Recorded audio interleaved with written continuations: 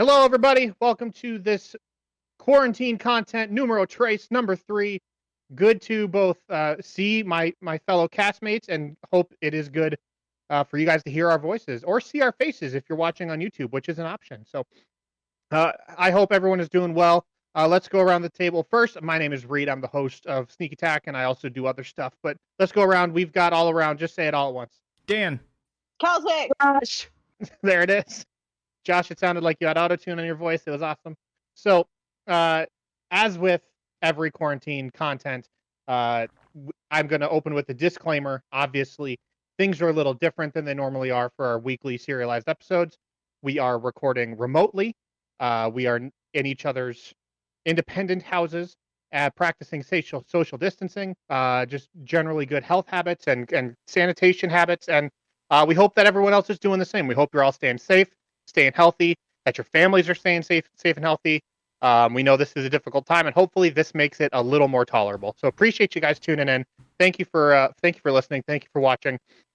And I want to start this quarantine content the same way I always do. How's everyone doing? Good. I'm personally held up in I'm holding up in Danny's garage right now. It's got the best equipment. Is that by necessity of, like, you know, the proper social distancing from Kelsey, or? I just thought it'd be a cool place to hang out and survive. You don't work out. But he could. I do now. Yeah. You haven't seen him for 3 weeks. He's cut. My Instagram's about to change. Josh, tilt your camera down. Do it. Show us. Oh boy. Are you seeing that? Oh, baby. Look at that. That's what the camera's seeing. You guys seeing it? Yep. Look at that. It's real. It's real, guys. It's not a dream. Oh my gosh. I mean, I didn't ask you to take your shirt off, but I appreciate you showing us. So, anywho, I'm just saying. I know it's good. It's good. So, last time we kind of broke quarantine content down into 2 sections, which I thought was a lot of fun. So we're going to try that this time as well. Only this quarantine content, we're going to do it a little bit differently. I have a series of would you rather questions that I think would be both entertaining, educational, and potentially humorous. So, for those of you who do not know, would you rather is you pick a selection of 2 or more extremely difficult, sometimes nonsensical questions where there is no right answer or best answer. They're all hypotheticals, but it's just to really learn more about the person and what things they value in their lives. So, to the room, and I will answer all of them as well. Let's start this one with Josh, though. Would you rather that the aliens that make first contact be robotic or organic? Robotic. Robotic. Interesting. Yes. Why? I want to know why. I feel like there's less immediate opposition. Like, we'll be the organic ones and they'll be the robotic ones, rather than both of us trying to I'm the robotic one. We know that eventually all the space travel is going to be basically like a boy band. There's the preppy one and the excited one and the young one and the really, really cool one, and it's going to be like that. And so if we're all the fleshy, organic one, it's going to be really hard to kind of, I feel work together. Danny, are you the fleshy one or the preppy one? Danny's the fleshy one. Fleshy. So fleshy. Just fleshy. My favorite thing in that explanation, Josh, is you saying space travel is going to be like a boy band. I mean, that would be an episode title.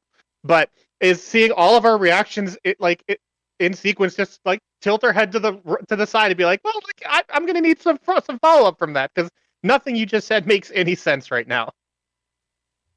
Obviously, none of you guys have read Out from the Silent Planet by C.S. Lewis. Because that's basically what it's all about. It's a boy band. Okay. I'm not sure how that falls into his theology, but I'm interested. You've got my attention now. Kelsey, would you rather that aliens who make first contact be robotic or organic? I'm going to say organic. I feel like if they're robotic, they're definitely going to be superior to us. Whereas if they're organic, there is a chance of flaws. Ooh, I like it. Flaws imbued not by the creator. Like robots, they're just everything that they've got. So that's very. What about you, Dan? What about you? Oh, I gotta go with organic because if it's robotic, that means something had to have made them. So there's something else out there. Yeah, I totally agree. I'm organic 100% because You guys. like they're saying, if it's robotic, there's a hyper intelligent being out there Mhm. that has made these hyper intelligent robots and sent them to us for no good purpose. There's zero good purpose. I to feel like sending all of robots. us are overestimating artificial intelligence. Look, regular intelligence is already kind of dumb. Artificial intelligence probably isn't going to be that far off. Like if they do develop sentience and personality, they're going to have just as many flaws and issues. But you don't know that. Hmm. You don't know that. Josh, have you Probably. ever seen No, Terminator? We know I've seen that Terminator. we know that normal intelligence is flawed. You don't know that artificial intelligence couldn't very quickly become superior Yeah. and be perfect and outlive us / survive us / kill us. I've told you about the paperclip AI, didn't I, Josh? Do you guys That's a remember real what Back to the Future thought of 2015? Listen, if we're going to talk about just all saying. the ways that the future was not perfectly realized, we didn't have a space odyssey in 2001. In 2019, there was no Blade Runner type future, and there were no laser guns or flying cars in the year 2000 like Looney Tunes thought there would be. Listen, But- we already have flying cars. They're called helicopters, and they're insanely expensive and impractical. I think by definition, a car is something that a consumer can buy. I feel like since you moved into Danny's garage, you've lost your mind. Yeah. You're all of that muscle you're building is just replacing like your brain cells. It's like going from the top down. Just pumping that iron. Yeah. Just 24/7. Danny's like, hey, can I get in on this? And you're like, no, 2 more reps, bro. You're like, I'll just come back later. 2 more, and then I just do like 5 more because I'm having trouble counting. Every rep, you just get a little dumber. So that's great. Okay, next question. Would you rather be in jail for a year or lose a year of your life? Dan, let's start with you.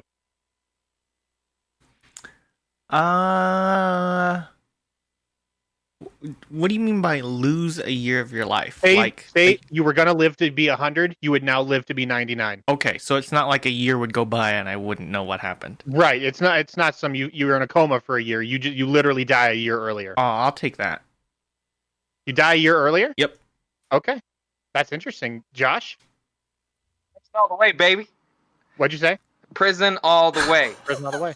he Yeah. he just wants more time to get swole. That's exactly right. It's Dan's garage, prison, or bust. Kelsey, you seem to have a dissenting Sorry, opinion. Kels. What is wrong with you? You and the baby First of all- are out of the picture, Kels. First of all, I feel like in prison, I could really easily slot into the whole like reverend position. Like I would be the pastoral guy in the prison. You know, like Is that a stereotype? Yeah, you know the prison guy. Yeah, we've got the gangs. We've got Josh the knows, stereotype. Is that what you're saying? Josh we've- knows a lot about prison. Listen, we've got guys, I'm 3 clearly Orange is the new defined black. gangs. Real prison.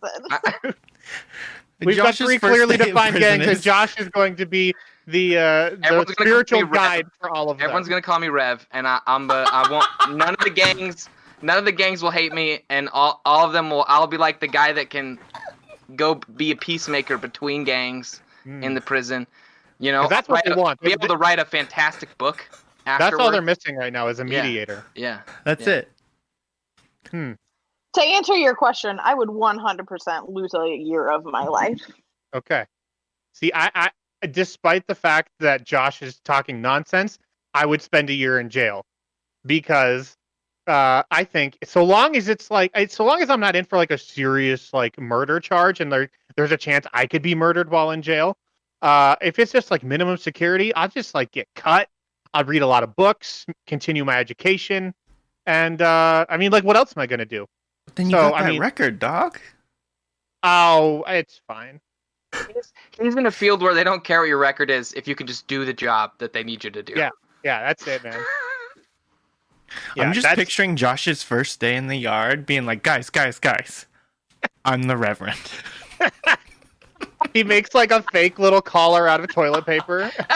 He walks around. He's like, "Hey guys, just call me Lev," and then he gets shanked.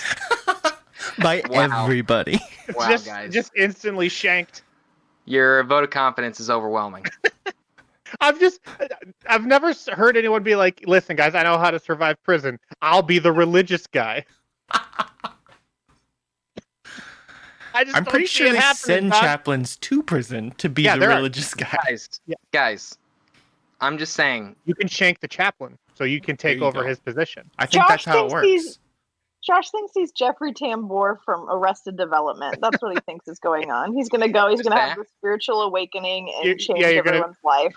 You're going to be the leader of a Jewish cult or Jewish, definitely not Jewish cult. But why did you just jump into Jewish? No, because that's what it is in the show. Yeah, it is. He becomes like a faux Jewish leader because a rabbi. He cuts the end of his shoe off and he wears it as a yarmulke. Wow, that's the show, man. It's great. Season 1. It'd be a great opportunity to finally get some tattoos too. I think you can do that without going to prison. Do you not have other options to get tattoos? Read. You rather have options too. You can work out and read outside of prison. No, but I fill my time with writing and other non-essential things. If I was just like you got nothing but time and all this stuff, man, I'd be like, just be cut. Just be cut. Is that a new T-shirt? Like live every day like you're in prison. No, live every day like you have other tattoo options, Josh. You don't have to use a heroin needle in order to get inked, bro. Gosh. Okay. So moving on, because that question is totally off the rails, and I think I know what everyone's answer is going to be.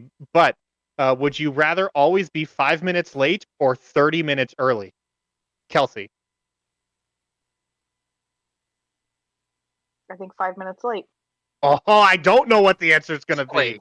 I am surprised, Danny. Look, I just have to explain. I am someone who hates being late.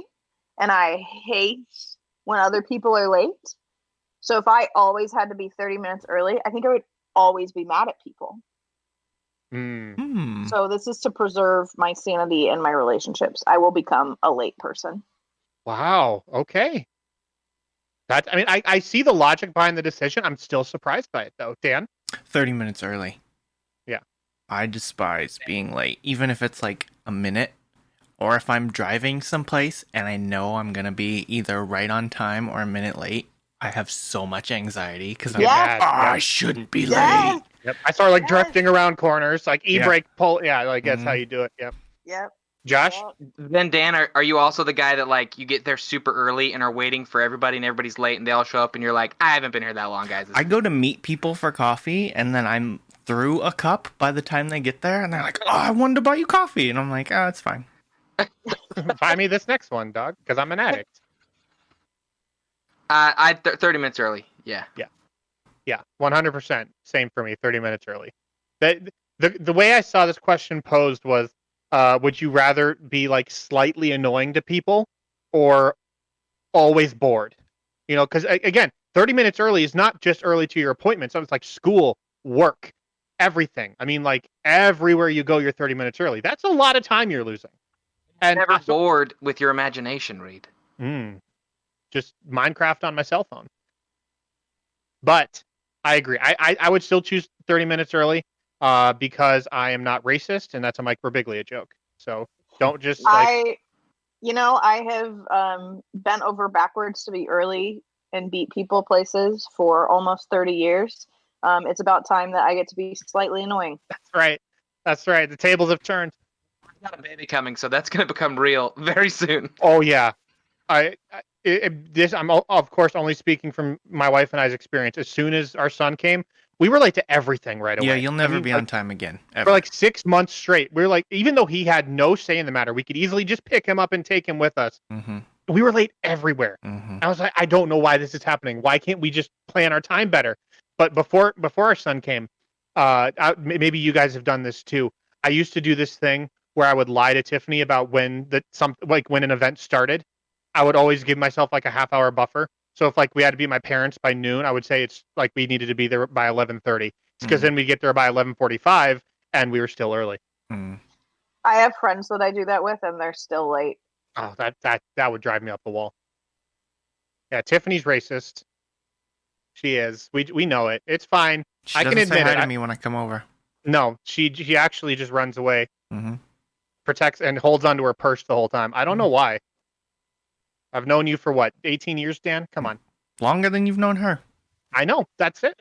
She walks in behind Reed, sees the gun behind Dan, and just runs. Question number 4. This is one I'm very curious about too.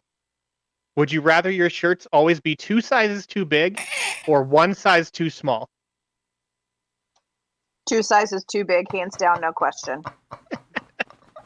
For that, yes. One more time, Josh. You were cutting out a little bit. I will go. Here's my stipulation. Yes, for the 2 sizes too big, unless I've had that year in prison yet. And in which case, And then it fits my fingers on 1 size too small. Yes. Okay. Dan? I just somehow I want a way to experience Josh in prison. Oh, man.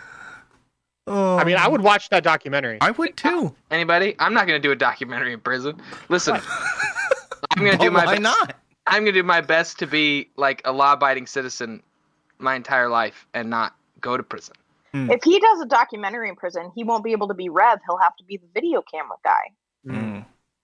Or just get like a selfie stick and a like wide angle GoPro. You're easy. I mean, that's easy. Mm-hmm. Mm-hmm. I am specifically the guy that's friends with the main character, doesn't enter into a lot of conflict with anybody, and probably dies right before the end of Act 3.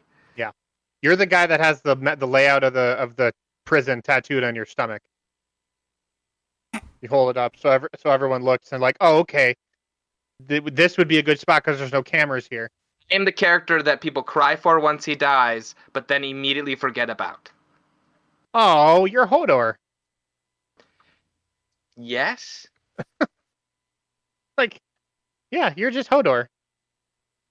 Like, like that's very sad. He held the door, and now like do whatever. It's Hodor. He's like was never really that important, anyways. I have a doorstop in my office that's Hodor. I've seen those. Nice. Those are great. Those are great. Mhm. And I agree. Two sizes too big all day, every day. Dan, what about you? I hate both so much. I know. That's why it's a good question, Dan. This is terrible. It's a terrible question Taylor. because there's Get no the big ones and hire a tailor. Yeah, if I could get the big ones and then trim them down to size, I'd do that. Think of all the money you would spend on what is that? It doesn't matter. Doesn't matter. Sewing and tailoring costs. Oh my gosh, Dan, I feel like Getting it fitted is what because it would you're be called. yeah, thank you. Because you're getting so jacked, Dan. I feel like you would want to go 1 size small just to show off. No, I hate. Because for me, a small shirt like hugs me in my armpits, which I hate, and then it doesn't. There's midriff, and that's Right. That's not good either. The only time the shirt meets the waistline of your pants is when you're not moving at all, and as soon as you move even a little, it's like way up high. Right. Nope. Yeah, you look like a mid-90s lineman. Mm-hmm. Mm-hmm. No, I would do 2 sizes too big, but I would also just like layer up anyways, so I wouldn't like necessarily feel uncomfortable about it. I guess 2 sizes too big is a look, though, isn't it? Like I feel like Justin Bieber. That's why I picked it. I feel like Justin Yes. Bieber wears shirts that are like 2 sizes too big. That's what the youths do. You can also convince everyone that you've been working out a lot. Be like, this used to fit me. I just am too cheap to buy new clothes. That's an option there. Okay, question 5. Would you rather live without the internet or live without AC and heating? Oh, Yeah. Not a great option. AC and heating, hands down. Kels? I'm with Danny, AC or heating. Okay, I have a question. Does in the world that I live without one of these things, do those things still exist in the world? I'm going to say yes, but every time you walk into a restaurant, every time you go into an office building, it fails. The AC and the heating fails. Going no Or internet. internet. Yeah, so long as the internet still exists, I prefer to live with AC and heating and no internet versus internet, but in a really swampy house. So you can't watch Netflix. You can't watch Hulu anywhere. It just doesn't exist. It's just like Can- library internet. I'm gonna Yeah, write and I'm no. gonna read, and it's gonna No. be fantastic. I'll play video games. It'll be great. I mean, the video games is only good up until a point because everything's going to go digital in a few years. So, you have fun playing Skyrim for the 5,000th hour. There's always Minecraft, man. That's true. I would do AC and heating. I just get a box fan, man. You know what I mean? Just like, I and layer up blankets and box fans. That's the name of my first rap album. Would you rather be the first to explore space or the first to explore the Earth? And again, so think of it like you couldn't do both in the same period of time. You would either have to be the first to explore space, or way back in the day, you'd be like Magellan. Josh? Space. There's something wrong with your mic. It only catches up after like a second or two of you talking. Space? Yeah, there, that works. I think you should, Josh, you should turn off your push to talk. I think that's the problem. Kelsey, what would you pick? I am terrified of space, so I would pick the Earth. Really? So like you would rather like live in the 1300s type of thing and be like, cool guys, I'm going to get on this boat and sail towards a destination unknown. Yep, absolutely terrified of space. Space movies stress me out so much. Really? That is very surprising. Because unless it's like fantasy space, like Star Wars and Volume Sure. 2, like I can do that because it's like dissociative. But like Gravity, hated that movie for a lot of reasons. Ad Astra, never gonna watch it. What was that one? That's just a bad movie though. Don't watch Ad Astra. Danny, what was that one movie with like the life force? It was in the last couple of years, life force in space that like turned on them. Oh, It was like the little like goopy thing the that would creepy like one. Yeah. Ryan Reynolds go is in into it, people. just in the beginning. I'm pretty Yeah. sure. Yeah, That's not Pandorum, is it? no. I know exactly what you're talking about. I don't know. Is it called the Life? ending of that one. No. Yes. Wait, I think yes, it is. It's Yes. just called Life. Okay. yes. That's my nightmare. So Oh. I have no interest in ever seeing that movie. And you know that's out there. Yes, and I feel like every time someone goes to space, something terrible happens. To Or rocket the ship. face crabs. Yes, or the face face huggers? crabs. A lot of people go to space. It's out there. I have That hasn't happened yet. We haven't people haven't really gone past the moon, and that's like But if That's- they do, that's Go what's gonna much. happen. SpaceX getting ready to taxi some people. To well the to space the station. space station, yeah, which is much closer than the moon. But that's but- super cool. That like Yeah. it's the first like non-government agency to run a spaceship to space. Well, NASA is definitely partnered with SpaceX on this. SpaceX Yes. isn't doing the solo. They've No. partnered with the government because the International Space Station is like a multi country Multiverse. effort. It's a multiverse. The yeah. U.S. hasn't had a spaceship launch since 2011, right? A manned spacecraft, yes. Yeah. It's been 10 years. Yep. It's exciting, no doubt. I think space travel is one of the most exciting things about the future. I totally agree with Kelsey that the prospect is terrifying, but I think I would much rather if someone put a gun in my head and said you have to either explore Earth or space, I'd choose space. Absolutely. I just want to very quickly say I am in full support of space exploration. I love NASA. One of my students who graduated this year wants to be an astronaut, and he's going to. I believe in him wholeheartedly, just not me or my children. I'm kind of terrified of open water. Mm-hmm. That's way worse than space in my mind. I feel like it is. I can't see it. You know what I mean? I look down. I have no idea how deep it is. I have no idea what's down there. And Josh and I went in a boat once, and not like You're a big boat, like you're a tiny literally boat. describing space, Reed. No, you can see out in space. There's You don't light. know how far it goes. No, well, it goes infinitively. I mean, it's You can't breathe in water, okay? You can't breathe in Can't space breathe. either. Like, no one tell him. No one tell him. Let him connect his dot on his own. Let him finish. Yeah. No, you cannot. You are correct. Breathe in water or in space. But it's I don't know. There's something about like when Josh and I went fishing, we got in a tiny little boat and we went out onto this lake, and it was just like, you're sitting down in what is effectively a motorboat, a tiny little motorboat, and the water's coming up like up to 2 inches away from the side. So I'm effectively in the water, under the plane of the surface. And I was just like, I just have no idea. Like, what's keeping me up? Why don't I just sink and get eaten, or like something pulls me down and I can't escape? I don't know. Just that thought of like, I just don't know what's in there. I know space has like hardly been explored at all, but the ocean is still so unknown, and we've lived with it for the entirety of human history. It's like, good grief. I don't know. It's scary, and like we're always finding new wacky squids and fish that have light bulbs for eyes, and you're just like, this makes no sense. Well, you wouldn't survive that far down anyway. I don't want to survive. I barely want to survive above the surface. You know what I mean? Like, Are you afraid of planes? Are you afraid of flying? No, not at all. I've jumped out of an airplane. It's like, it's easy peasy. Even though, okay. I'm a complicated individual, Kelsey. Like, we can all agree that my logic threads don't always connect, but to me they're very personal. Such a Josh. Yeah. Okay, last question, and then we'll transition into the commentary section. This is a biggie, probably the most challenging one. Star Wars or Star Trek? Not challenging. Star Wars. Dan? That's a toughie. Oh, Star Wars. Easy. What do you got, Josh? I gotta go Star Trek. Especially over time, I've just grown more in love with Star Trek, and over time, I've had to really struggle to stay as in love as I have been with Star Wars. Yeah.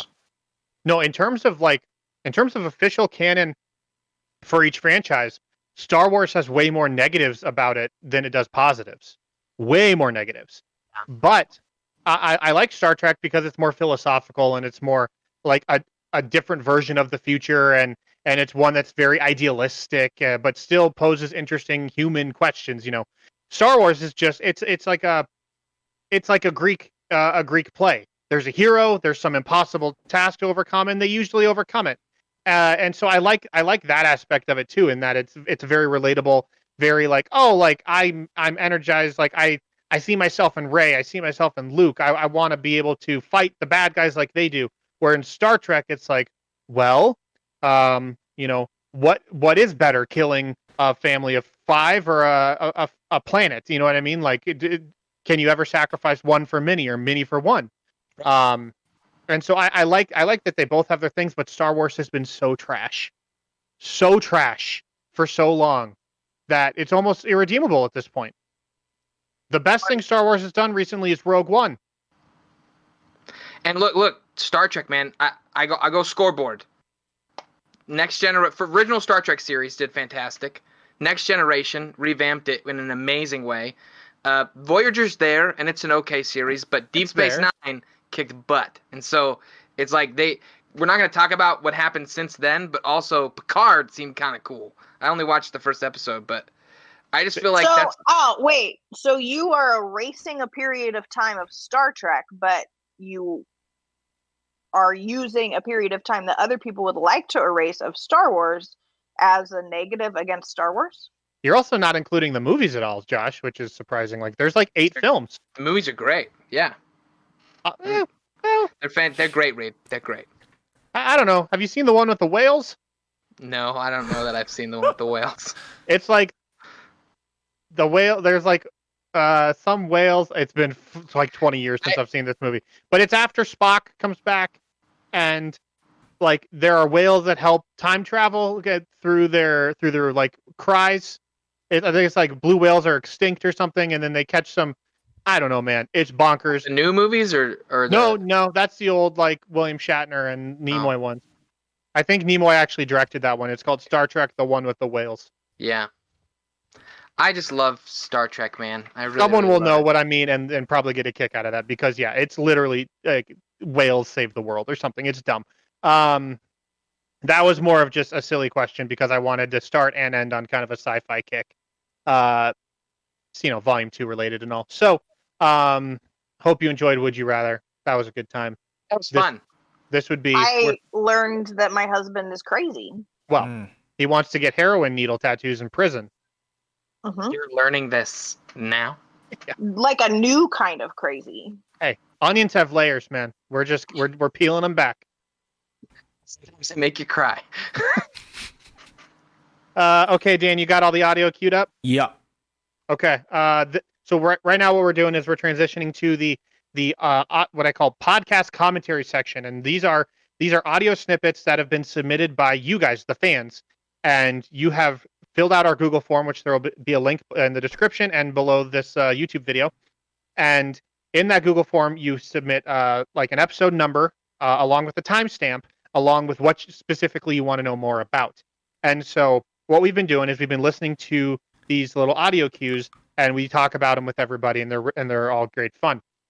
And so if you, like I said, if you want to submit one, you need to include all three of those things: the episode number, the timestamp, and what you want to talk about, or what you want us to talk about, or what you want to know more about. Because if you just say like this episode, the whole thing, because I think it's funny, which has happened way too many times, I'm not going to play it because we're not going to sit here and listen to an hour-long episode. That's bonkers. So just a short little thing that. Let's be honest. All of those submissions are just Detective Sherwood. There's a lot of those, but I think the batch we have today, chef's kiss, primo stuff. So let's start with clip number 1 there, Dan. All right. Grayek, as soon as the smaller figure emerges into the light from the steel grate up above on the other side of the ship, you can tell that this is indeed a dwarf that you kind of recognize. From the Chronicum? No. The only exception to the fact that it's a dwarf is it is larger than you, which is not common necessarily. Yeah. And their skin is a kind of a purplish hue. But it is a dwarf with long braided hair in the back. I recognize him? You recognize her. Amelia? She does not respond. Oh, gosh. So, this was a little bit of a throwback for me. I did not remember Amelia all that much. Smith. Oh. Yeah, the blacksmith, exactly. Mm-hmm. And She made my super cool hammer that is He tucks kind of his beer! irrelevant. he tucks the beer. He untucks his beer. That's a great cut, man. So Amelia was the blacksmith who made your detachable like long hammer thing with like the top was throwing hammers.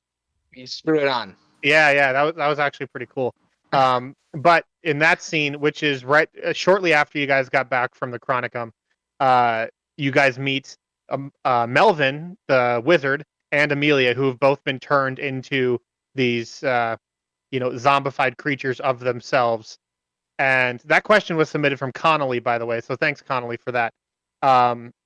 And so really, what Connolly asks is whatever happened to Amelia? Because I think what happened is we never actually went into full detail with that because if I'm not mistaken, because the episode ends right when the cannons fire at Dragus. And then I didn't listen to the next one when I was going through these submissions. So what I remember is Sherwood turns into a shark, grabs one and like takes it all the way to the bottom of the bay. But I don't exactly remember what happened to Amelia. I'm going to assume she died. Yeah, I thought Right? we killed her. Probably. I would be surprised if we didn't. Man, she was Greg's future, man. That was they were gonna, in the prologue, rather than coming back as a big old warrior guy who's leading armies, he's gonna be a family man. But Wouldn't that be an epilogue? yeah, that's what I meant. Epilogue. Okay. Sorry. It's all good. It's all good. So yeah, like I said, I don't remember much about Amelia because when I think back to those episodes, I think of the first time Ophelia was revealed, which was right after that. Like literally that very next episode, Ophelia talks to Brenna, and we learn more about who Sylvana is, and it's also the first time that Brenna used the amulet in a way that wasn't like stupid. And And we have that really deep conversation in front of the fire. Yeah, because the ship sinks, Dragus dies, you all swim to shore, and you all just yell at each other for like 20 minutes, and it's incredible. And I still get like emotional goosebumps thinking about it because of just how cool it was for me. And yeah, so that like when I think of that series, that's where my mind goes. But I'm going to assume non-canonical. Who knows? Amelia's dead. That's just what I'll say. She gone. Sorry. Amelia. We hardly knew ye. So that thank you, Connolly, for that submission. Always appreciate a good throwback like that, because what I've also understood too in doing this is there's so much of our show that is kind of just forgotten in my brain. Like I have all these big key moments, and of course I remember what it was like to record those episodes, like how it felt at the table, but the specifics of the content I'm always super fuzzy on. Like I can tell you what funny thing happened at the table or in between recordings, but in terms of like what exactly happened to Amelia, I have no idea. I mean, I probably should know, but I don't. So thank you for that, Connolly. This next one is from Applesaurus Rex, and we'll fire up submission number 2 there, Dan. All right. I grabbed the other maraca, I set the drums down, and I just start going to town, shaking them. Just off beat. Oh, Okay. no. Okay, roll me one more. I'm really enjoying it. You're definitely not getting your 5,000 gold now. Natty 20. Yeah, we are. I love the These are the maracas greatest sound maracas in the world. He's bringing it back. While you're playing, suddenly a girdle hits you in the face. People are throwing their clothes at the stage. And everyone... He missed his calling. This was it. Everyone pulls out, like, it's really tiny. They look like matchsticks, but they're actually like oil torches, and they're just holding them in the air. They're all lit up. Everyone's just entranced. He starts playing the drums with the maracas. All right, one more. That's a bold choice. He's really into it, man. He just keeps pushing the line. 16. For some reason, it works. And Brenna... It shouldn't work. Brenna makes the face she's making right now. Utter disappointment and discontent. Brenna has never not been the best at this. And so she actually hates Grayek right now. Akio is standing in the back, still invisible, single tear. I cry every time. Oh gosh, Los Bandidos Metallicos. My gosh, that was like the weirdest, most guttural sound. I don't know where that came from. It was the moment. That's pure RP right there. That's like it's some birthed emotion that comes forth in the moment, and for no reason it doesn't make sense, but it just feels right. I do not remember the story around that season, but I remember those episodes, and I remember them being just a blast at the table. That was right after we met Milo, because you guys just sailed back to land after being on the murder mystery, which is where Milo got introduced. You guys specifically went into this. It's like a really fancy subdivision because it was like gated. It was a gated community, and so you had to sneak in, and you had to pose as the mariachi band for this kid's birthday party. Didn't we pay off a mariachi band that was on their way? Yeah, they were like walking in with their instruments, and you guys had to pay them off and snuck in. And the whole time you were in there, you're trying to figure out who actually murdered Captain Jax. That's right. And you I don't think you ever officially did figure it out. We got really close. You got really close, but you Really never close. could like connect the dots. And I think even as players, you guys may have known who did it, but as characters, you couldn't make that. You couldn't connect it. So that was. Yeah, you had to give an impromptu birthday performance using I forget what the cover was. It wasn't like "Sweet Child of Mine" or something like that. You did like a mariachi metal cover of some song. I still get Did I actually sing it? I don't think so, but I was just saying it's what I was doing. I still get people that link me stuff on Twitter of they found a YouTube video of people doing like a mariachi version of this metal song, and I forget what it was. It's great, but. Yeah, really, there wasn't any big question there. It was just like, man, this was hilarious, and the roles were perfect, and it was just so wacky and off the wall, but it all ended up working somehow, which is my favorite thing about D&D, really. Just how you can pull something out of your butt, and it just in the moment, in that right perfect time, it makes total sense, and the roles go your way, and you somehow like bluff your way into performing at a kid's birthday party. Oh, and if I'm not mistaken, it's all coming back to me now. Brenna tried performing and did terribly. Yes. And so Greg had to step up, and he just Yes. like crushed it for some reason. Yeah, my rolls were not good that day. Yeah. I'm fairly certain during the entire recording of that episode, all I could think about was that one song moment from The Mask. Oh, Cuban Pete. Boom, Boom, kitty, boom. boom, boom, chicka, boom. Yeah, dude, Cuban Pete. That's The rumba beat. that's for some reason that scene from The Mask is stuck. I mean, I've watched The Mask probably 30 times in my life, and 29 of those 30 were between the ages of like 7 and 10. So I ate that movie up when I was a kid, but it's that scene is forever etched in my brain. And then that one kind of bonehead cop starts dancing, and the other one smacks him, says, Yes. "Knock it off! Don't buy into it." Okay, thank you, Applesaurus Rex, for that submission. It's like that's the kind of stuff I love listening back to because it's just so weird. Sounds like you're saying thank you, Apple stores. Thank you, Apple Stores. Yeah, For sponsoring this episode. yeah, guys, let's take a moment here to talk about our sponsor, Apple Stores. Do you guys need a new MacBook Pro? Because you can go to an Apple Store and buy one. Apple Mhm. Stores. Also, Get one brought today. to you by No. Bigfoot Pizza. Bigfoot Pizza from Pizza Hut. Do you still live in 1993? Get yourself a Bigfoot Pizza. Come on, you idiot. Don't you like pizza? That's the tagline. Reed. Yeah. You forgot to mention that if you go to an Apple store to buy a MacBook Pro and you mention us, you can still pay full price for Yep. your MacBook Use Pro. promo code SNEAK Promo code SNEAK. To get full MKBHD wore a price. t-shirt. to get full price. Use promo code SNEAK. Wait, what's this? What did I say his name right? MKBHD, No, I didn't. yeah. Yeah, you did. Yeah. Shout out to MKBHD. If you're listening, Marquez, the offer still stands. Let's Because we go. mentioned him, can we tag him in the video now? Is that the rules? Yeah, I mention him on Twitter every time we mention him, so I'm sure he loves it. All right, let's do number 3 there, Dan. It says if he reduces your hip, oh, I'm sorry. Okay. Oh gosh. Yeah, You thought it was like an instant I thought it was an insta kill. that would be such a terrible way to go. out. Just walked into the wrong closet. And the guy just like, Probiscus. I am using sending to contact Sherwood It's probably smart. and tell him go up the stairs straight through that door. Greg is down.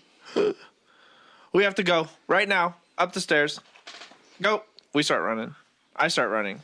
Okay. But the study. No, forget it. Why? Greg's down. Oh, Gary!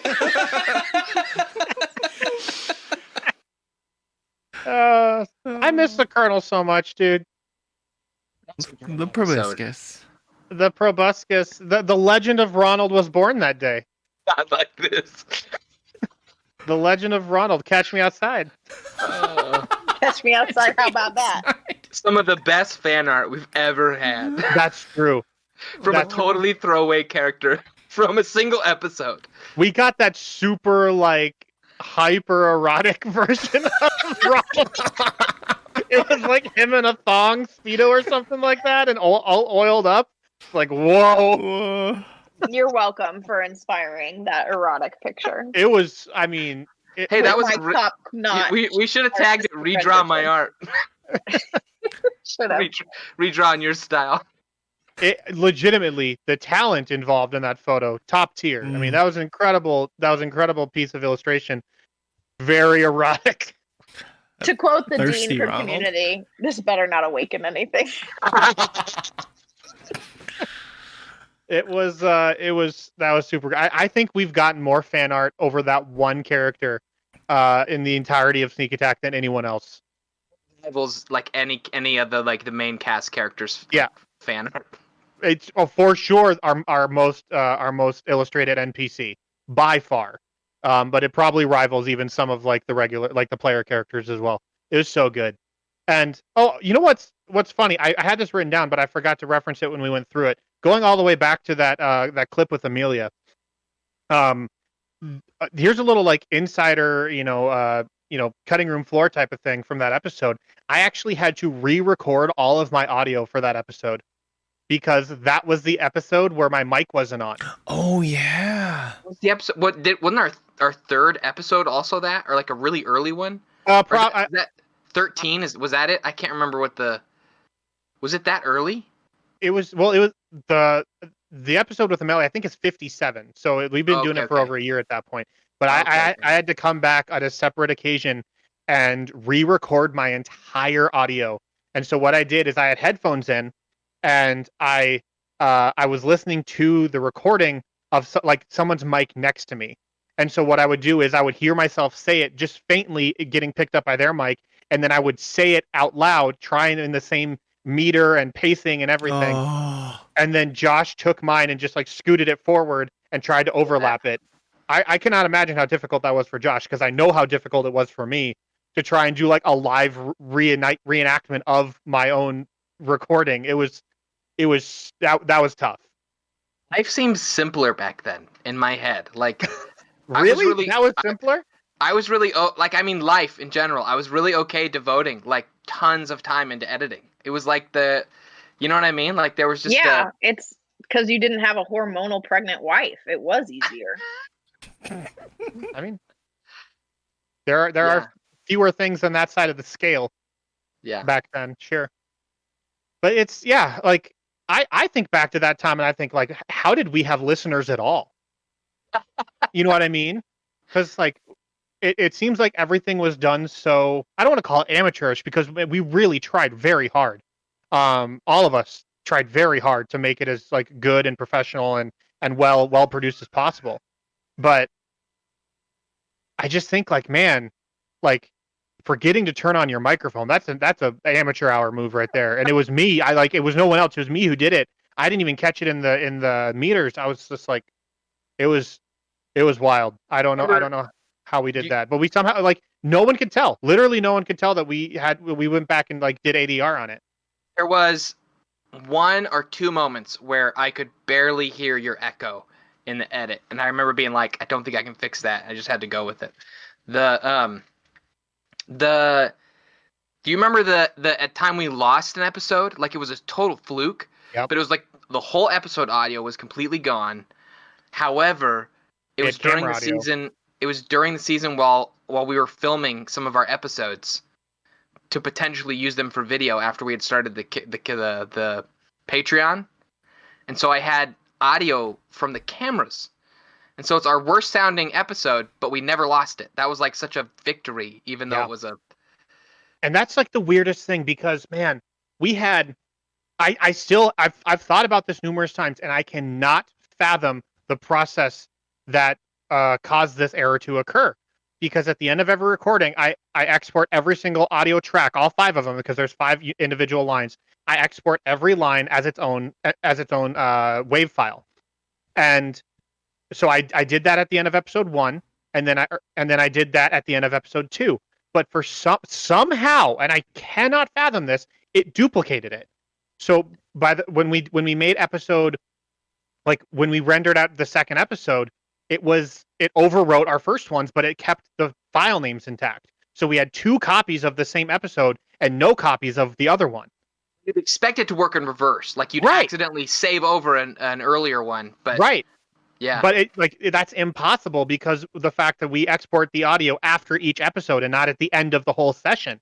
Yep. It make like I remember the phone call. Josh explained to me. I said, that makes no sense. What are you talking about? Yeah. And sure enough, it is what it is. And I can very thankful that Josh was able to work his magic and get the audio off the cameras. And we know like that was a huge win. There's like 3 or 4 of those moments throughout all of Volume 1 where it's just like, I don't know how this is going to come together. We have really no way of salvaging this, but then somehow Josh does a narration of a story he wrote, or is able to salvage from the camera, or I have to do ADR or something like that. It's very strange, but again, we're scrappy. We're scrappy. 3 years, and we didn't miss a single week. We released every single week for 3 years. It's insane. It's nuts. That's insane.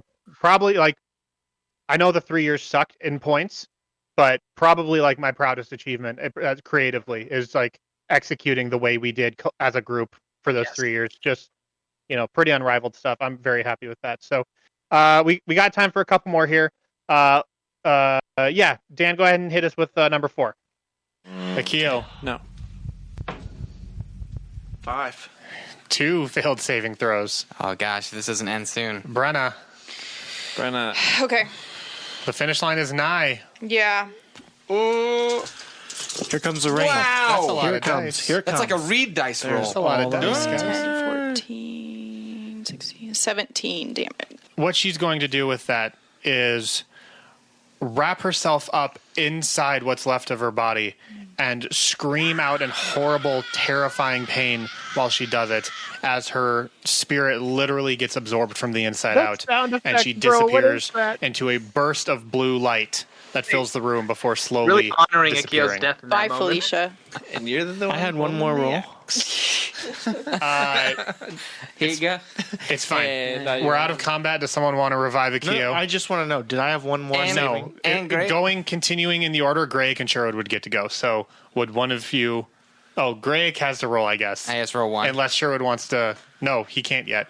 I got to at least roll 1. Yeah, you got to roll 1. Yeah, it's a fail. Okay. Greg's up 1, down 1. Sherwood, you No. can... What? You're not going to sustain either of them? Greg, yes. Yes. And I had one more roll to see if I lived or died. That is something I have not thought about for a very long time. I forgot. Yeah. So, before we move on, the Proboscis clip that was from Apertix Warrior. Thank you, Warrior, for that submission. I appreciate you. This submission was from Ruben Bergman. I 100% forgot that Sherwood chose to effectively let Akio die. Because when I think back to Akio dying, I think back to me like trolling my own rules about having Akio go down at the whale. And even though we rolled a nat 20. And so, Right. And of course, I just remember Akio dying and like Alfredo flapping around in like after he died. But I totally forgot that it was Mike who pulled the trigger effectively. Classic. It's a classic Mike move. I had 2 rolls left, right? Yeah, Like it's like you I was were- only in danger of rolling a critical fail. You hadn't had any failed saving throws yet. You had 1 success, and so but Sherwood still chose to save you instead, which I think is only fitting that his fate ended up being what it was, because that guy. Before that, Well, do you remember Sherwood and Akio had beef before that? he pushed 'cause him off an Akio- eagle. Yeah, Akio had just kind of outed himself as a necromancer. Right. Oh yeah. So that was As dabbling, not like full on. Yeah, but why did Sherwood have such a big deal with the necromancy thing? That was a you thing, wasn't it? No, That it was Greg both. thing. It was both. it was Sherwood had a more extreme reaction to it than Greg did, but neither of them liked it. Sherwood is a druid. I mean, he's all about life and preserving nature. Yes. And so necromancy flies fully in the face of that idea of You're right. natural order, natural law. And yeah, so I think Sherwood was right in the grip of like, if this is a path he's going to go down, I'm going to prevent him from going down it in the most extreme way possible. That And was yet- And yet, he's still the most beloved. oh yeah, Mm. I don't like. Do we I know. just decide to not recognize these large character flaws? Did you ask him to not come tonight so that we could unpack this? He said he had a lot of work to do. Mm. Oh, is he busy unpacking all of this? Yeah. Is he busy stabbing another friend in the back? Is it? Mhm. No, Dan, do you think it's interesting that in all the games that we've played together, that's the second character he's legitimately just decided would die of yours? Do I think it's interesting? I certainly don't mean- think it's coincidental. I mean, to be fair, the first character Dan ever made was killed by you, Josh. Yes, but that was very honest. I was very straightforward about it. Wasn't I think you stole your book and you're like, I'm gonna kill you. Yeah. Yeah. I think we need to just say what needs to be said. Hmm. Mike, aware of it or not, hates the way that Danny plays D&D. I think Mike would say that. Like, I think you would have no problem in saying that. How much longer until Chip decides to start having serious beef with Ethan Cole? Ooh. Well, thankfully, Lucky, you're doing a pretty good job of keeping his beef centered at you right now. Oh no! Oh no! Yeah, I mean, like, let this be an omen. You know, like, all Mike really has to do is be like, "Hey, look, guy, I've got all this history of what I do to characters I don't like. That's it. So if you want to keep your character around, just I divert from the path you're on." He's gonna choose to save Danny's character and let mine die, and it'll be like a healing moment for their friendship. I feel like Reed's the dungeon master and Mike's the puppet master. Like, he decides he doesn't like Danny's character, so he finds a reason to kill him. He decides my character needs more depth, so he kills her dad. He decides Josh is annoying, so he just treats him like crap the whole time. We're like, Josh, ham it up. So he just pokes and pokes and pokes until Josh is the weirdest person on cast. Yeah. He's the puppet master. But Mike is still charming, so we just go along with it. That's it. Shout out to Mike. Knowing that. Okay. Let's end with what I think is quite possibly one of the funniest moments in Sneak Attack history. Let's do audio number 5 there, Dan. I go, "Hi, James." Oh, he doesn't respond. I try and start a conversation, but yeah, I'm really bad with men. You're going to get one chance to escape. Otherwise, you're going to get tied up. Okay. You'll need to beat 15. It's a 17. Okay. You can get to your feet and... kick James in the nuts. Okay, roll it. That'd be 19. Okay. Wow. Roll me a d4 for testicle damage. It's just one. Doesn't matter. Every testicle hit is a critical hit. So. Roll a d4 for testicle damage. I love the line that says every testicle hit is a critical hit. I think that's probably the best thing I've ever said on this show. Again, that's a moment I didn't even remember before listening to it in the submission. It's these. Do you guys remember bottom tonsils? Oh, I remember bottom tonsil. How could we forget bottom tonsil? I had multiple people text me the day that episode released, and just like with the word bottom tonsil. Oh my gosh. Yeah, I'm always amazed. I can go back to any episode we've done, and there's just always these one or two little throwaway lines that are just so perfect, and these moments that don't lend anything to the greater like story arc or character development or anything, but they're just like these tiny little in a vacuum self-contained moments where Brenda decides to kick James in the nuts, and it's so great and it's so unexpected, but we get to look back on it and just like laugh because it made no larger difference, but man, so we quickly forget about it, but it's so good. And it's so true for the moment too. Like, you're getting captured by this guy you hate, and he bested you this round. So what do? I kick him in the nuts. It's just so perfect. Well, I think we're right at an hour, if not exactly at an hour. So just want to say thank you to the cast for setting aside an hour of your day. Appreciate you guys very much. Thank you to all of our listeners for submitting these amazing little moments of Sneak Attack Past that we can go through and just laugh at again.